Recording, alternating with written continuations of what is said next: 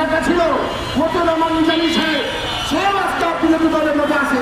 আমরা অত্যন্ত খুশি, অত্যন্ত আনন্দিত, এবং বিরোধী দলের নেতাও চায় আমাদের শিল্পনগরী হোক, এবং এই সরকারও চায় আমাদের শিল্পনগরী হোক। অতএব আপনাদের কাছে আমি অনুরোধ করবো,